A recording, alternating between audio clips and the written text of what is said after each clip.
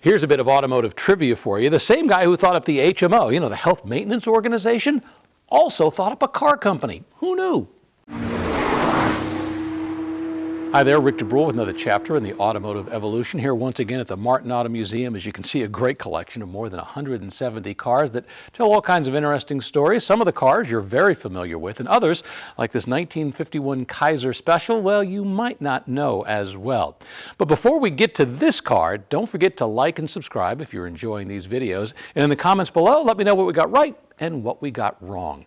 And before we get too deep into this car, this 1951 Kaiser, well, we have to talk about the history of Kaiser as an automobile company. The Kaiser Car Company had a pretty interesting run in the automotive world, even though it wasn't around for very long. It actually started back in 1945. That's when Henry J. Kaiser, who is a self-made businessman known for his work in the construction and shipbuilding areas during World War II, decided that he wanted to dive into the car business. Now, he had a partner, a gentleman by the name of Joseph W. Frazier, who's the former president of Chrysler. And together, they decided to form the Kaiser Frazier Corporation with the goal of producing stylish and, most importantly, affordable cars for post-war America. Now, their first big launch happened in 1947 with the Kaiser and Frazier models. Their advantage, well, it was the fact that these were the first cars out of the gate after World War II. They had very modern designs, and they were reasonably priced. In fact, they were aiming specifically at the middle-class families who were looking for something, well, fresh after the war. The cars were pretty stylish. They had attractive body lines and plenty of amenities for their time. Now, in the early years, the company actually did pretty well, selling hundreds of thousands of automobiles to people who were starved, especially because they had this new styling fresh out of the gate after World War II. But like a lot of new automotive manufacturers, Kaiser struggled with the competition from the established giants like Ford and General Motors. One of the company's big challenges was its reliance on older technology. While other companies were managing to make the switch to V8 engines, for example, Kaiser was still using six-cylinder engines in most of their models, which limited their appeals to buyers, well, who wanted more. 1951 was a very important year for Kaiser because they had a complete redesign of the outside of the car to make it, well, more modern looking. Even though they had come out of the gate in 1947 with an all-new car company, an all-new design, by 1951 it was time to change things up, and that's exactly what they did. 1950, the year before this, that 47 through 50 cars, they were a more rounder, flatter type looking car. This one in 1951, designed by Dutch Darren, who went on to design some spectacular cars, had a, well, more modern design to it. We'll walk around and take a look at it in just a moment. But once again, remember, this is designed to be a mid-sized car. It's actually smaller and most significantly lighter than a lot of the other cars that were out on the road back in 1951. Let's take a walk around and look at this 1951 Kaiser Special. I love the hood ornament right off the bat. Remember, this is a entry-level car in many ways, but the styling on this bullet shape and this plastic that goes around it, very jet age, very space age. The big K in the front, there was no shortage of branding for the Kaiser cars. In fact, when you get inside, I'll show you even more. This car, as I mentioned, was designed by Dutch Darren. Official name was Howard Darren, but Dutch Darren is what everybody called him. He did the initial work on it, and then, of course, the folks at Kaiser were responsible for getting it into production. When we look underneath, there's something I want to show you. He is famous for what's called the Darren dip. And unfortunately, this particular Kaiser has a windscreen, so we can't see it very well. But underneath, if you could see the windshield a little bit better, it would actually dip down to a lower point right here in the center of the windshield. He's also famous for the Kaiser Darren that also had the Darren dip at the back of the door line. Here, he tried to do the dip, but once again, that's expensive to have a body line that dips down like that. So as a result, this kind of implies that there's a dip right there without actually having the actual dip. One of the things that was interesting about this car is that it had what we call a very low belt line. Compared to a lot of the other cars that came out at that point in time, the side line, the belt line, was a little bit lower. I love the styling of this 1951 because of the way the rear fenders go. You have to remember, Chevrolet in 1951 had that pontoon fender look, as did Plymouth, the pontoon fender. Ford was similar to this, but notice how this goes all the way back from the side. This is a very modern design for 1951 with everything they did.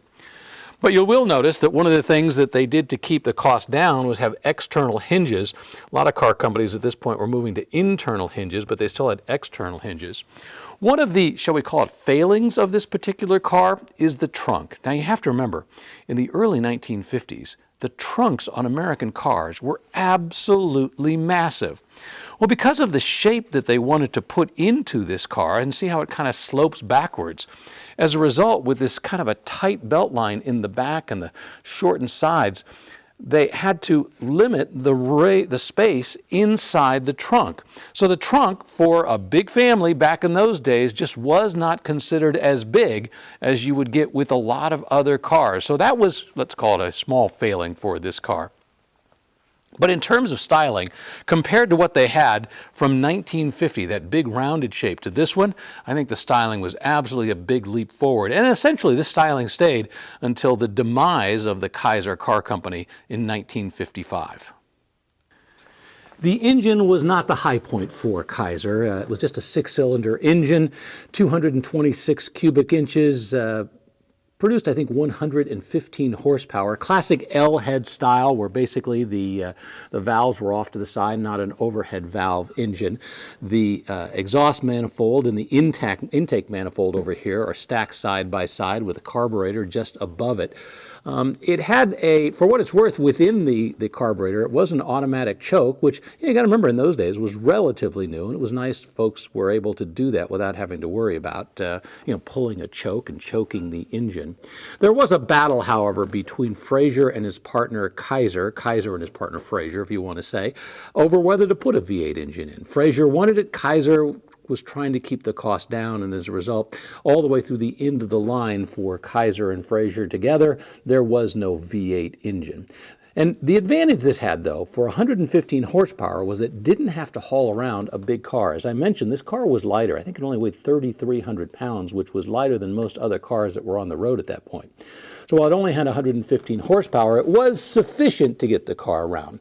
But remember, Americans were starting to think bigger and better. They wanted V8 engines. They wanted more horsepower. The idea of not being able to get anything more than just an old L-head 6-cylinder engine, well, it wasn't very forward-thinking for Kaiser, and as a result, some folks say that was one of the things that led to the demise of this brand and sales to slump off.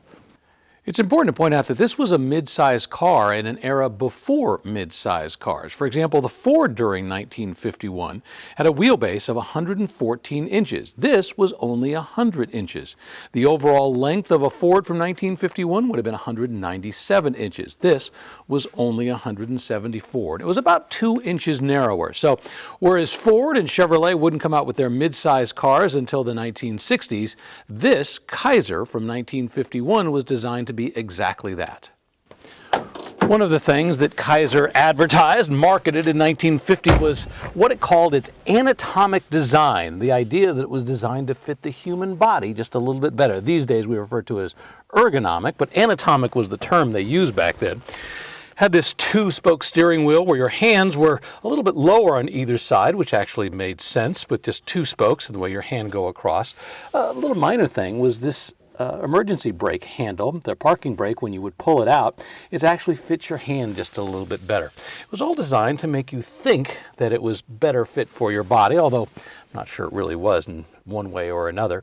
One thing you can see very nicely when you're inside the car is this dare and dip that I talked about. The way it comes down like this and goes across, you can actually see it. It's kind of an interesting way that Dutch Darren designed the windshields back then. There was no shortage of branding when you were inside this car. There was a K on the steering wheel. There was a K on the speedometer. There's a K over there on the glove compartment. By the way, if you'll notice right here, there is a buffalo below the K. The buffalo was the symbol for Kaiser. He wanted it to represent the Western spirit, that sense of resilience, even though the car company was not based out west. But that was his symbol, and that was what the marketing campaign used to talk about that. You'll also notice that on the front of the car as well. Now, while they call this anatomical design, I'm not sure it really was, because one of the things you notice when you're sitting in this car, it's comfortable enough. There's not a huge amount of room in the back seat, but as I sit here, I realize that the dash and everything you need to touch on the dash is a long way away. If you were driving down the road and you decided you wanted to change the radio station, you had to lean all this way to push that button. If you wanted to put your key in the ignition, if you wanted to turn on the lights, if you wanted to open the ashtray right there, whatever you wanted to do was a long way away. And even this clock right here, this analog clock, because, that's what they had back in those days, right? That is so far away and hard to see. So they call it an anatomical design, but to be honest with you, sitting in the car, it's comfortable enough, it drives fine, but I'm not sure from an ergonomic perspective that it's really exactly what you would have wanted back in those days, or for that matter, any day. By the way, they did make a version of this car called the Traveler. It was really interesting. Instead of having a trunk that raised up like this, there was a latch right here and you would pull it back. And then you had what in essence was a hatchback that pulled up, and you had the ability to put sleeping bags or whatever you wanted in the back. So it was a Traveler as opposed to just a regular trunk in the back. So what was the demise of Kaiser? There's probably several factors. I mean, to start with, there was the big three: General Motors, Ford, Chrysler. They had deeper pockets. They could afford to build bigger cars, faster cars. Remember, Americans really wanted those big cars after World War II. And while a mid-sized car ultimately was what folks moved to in the 1960s for the 1950s, well, they wanted the big stuff. And this maybe wasn't big enough at the time. Also, that battle between his partner, Frazier, and Kaiser over whether to put a V8 engine under the hood, that had some impact as well. And the fact that they didn't have a V8, they didn't have the kind of power that a lot of Americans wanted, that impacted things. Another really significant thing happened with the purchase of Willis Overland. That's right, Kaiser purchased Willis Overland, owner of Jeep.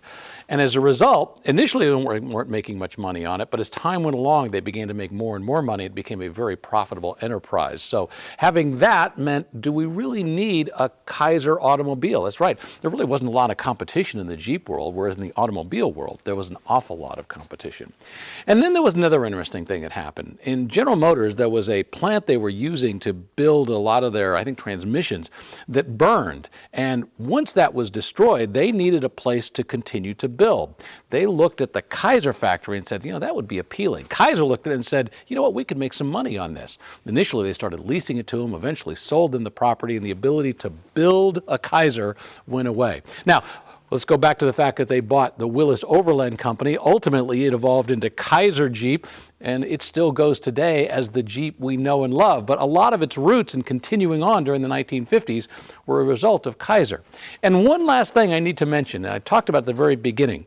Kaiser himself is credited with creating a concept called the HMO. A lot of folks on the West Coast know a company called Kaiser Permanente. That's right, its roots are the same Henry J. Kaiser who was responsible for this car right here. Very interesting that he was able to come up with that, and really it was just a way of providing health care for his workers. So you think about this Kaiser, the company is gone in terms of the Kaiser automobile, but the Jeep that it allowed to continue, well, that's still around, and the HMO that he built for his employees, that's still around. So the car's an orphan, but the name Kaiser and its legacy continues on.